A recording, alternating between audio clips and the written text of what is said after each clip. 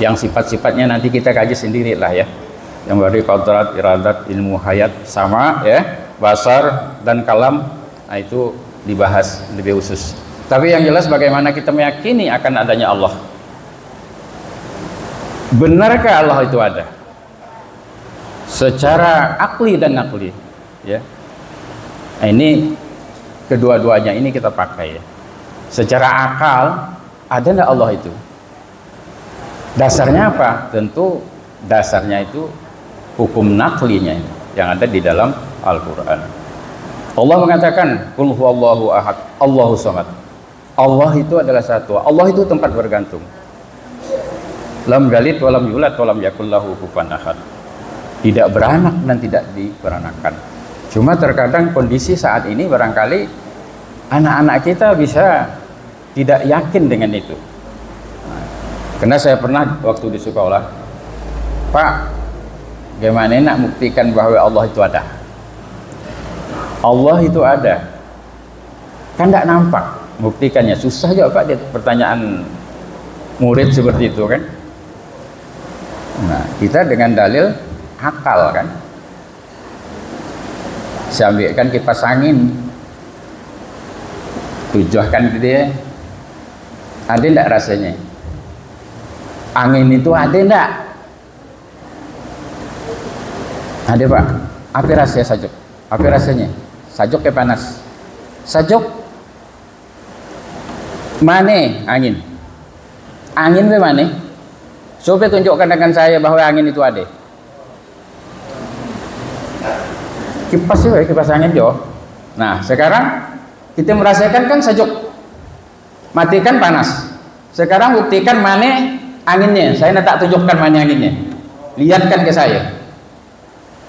Itu dalil akal. Dengan dalil akal saja Pak. Anak itu iya Pak ya, tidak bisa Pak saya nak melihatnya. Tapi dapat tak kau rasakan? Dapat. Apa rasanya? Sajuk. Udah itu. Nah sekarang yang kedua, meja yang tempat kau nulis ya, ada tak yang buat nih? Dapat dipastikan bahwa ya, itu ada yang buatnya enggak? Nah di tingkat aliyah kan, oke Pak, dapat dipastikan bahwa yang buatnya itu tukang. Tukang ambil dari mana? Dari toko kayu. Toko kayu beli di mana? Di tukang tabang. Tukang tabang ambil di mana? Nah, kadang beruntun terus. Di hutan.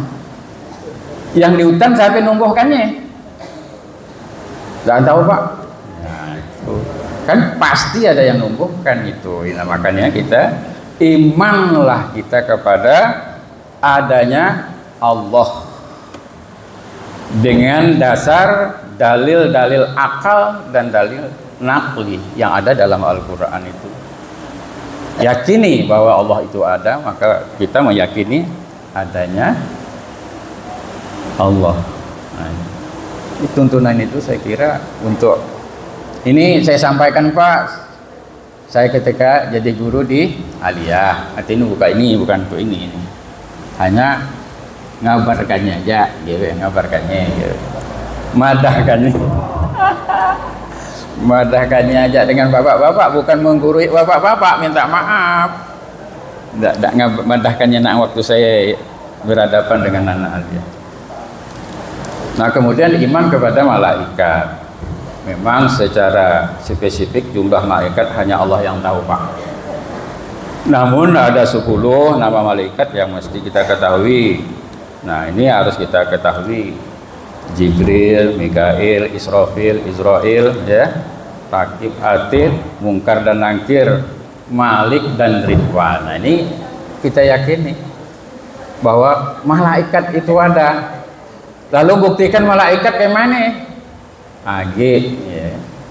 Tanya AG kan siswa. Manalah nak buktikannya kita malaikat ada.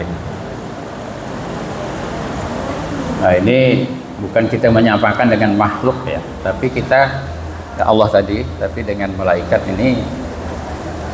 Kita di sini ada enggak pimpinan, kata saya? Ada Pak, kepala sekolah. Ada enggak wakil kepala sekolah? Ada Pak, wakil kepala sekolah. Ada enggak bagian kurikulum? Ada bagian kurikulum. Ada enggak bagian sisa kesiswaan? Ada bagian kesiswaan. Apa tugasnya itu? Masing-masing sesuai dengan tugasnya masing-masing yang diperintah oleh kepala sekolah. Nah, artinya di situ adalah kepala sekolah, maaf kita bukan menyamakan ya, tapi untuk penelusuran akal kita terhadap, tentu ada yang mengatur dan yang diatur, dan ada pembantu-pembantunya. Sekarang juga ketua Safari Fajar ada, anggotanya harus ada. Ini kan kita yakini, ini adanya Allah, adanya malaikat, kepada kitab-kitabnya jelas. Kalau kepada kitab-kitabnya tak usah diragukan lagi lah itu ya, yang tertera, yang dibaca tadi dan sebagainya, itu kan itu kita yakini ini sekarang. Nah, bisa jadi kata Rasulullah nanti itu Al-Quran itu hanya tulisan saja, bisa jadi kalau hanya tulisan saja. Kalau kita tidak mulai sekarang membina anak-anak kita dengan metode Iqra-nya, dengan rumah tahfiznya dan sebagainya. Nah, ini iman kepada kitab-kitabnya. Jadi kitab-kitabnya itu yang jelas Al-Quran, ya, Injil dan Zabur dan sebagainya itu Allah telah jelaskan, hendaknya engkau percayai itu. Di dalam Al-Quran itu dijelaskan. Di dalam surah Ali Imran ayat 3, Dia menurunkan kitab Al-Quran kepadamu Muhammad yang mengandung kebenaran, membenarkan kitab-kitab sebelumnya, dan menurunkan Taurat dan Injil, serta Zabur kan. Ini keyakinan kita. Yang ketiga yaitu iman kepada kitab-kitabnya. Lalu yang keempat, iman kepada Rasul. Nah, ini alhamdulillah saya kira kita sudah melaksanakan ini, yakin akan adanya ya bahwa Rasulullah itu adalah utusan daripada Allah Subhanahu wa taala. Kemudian iman kepada hari akhir. Ini 6 keimanan sebagai rukun keimanan kita ini adalah wajib kita imani ya. Nah, karena bagi waktu Pak ya, kita cepat saja. Dan terakhir yaitu iman kepada qada dan qadar.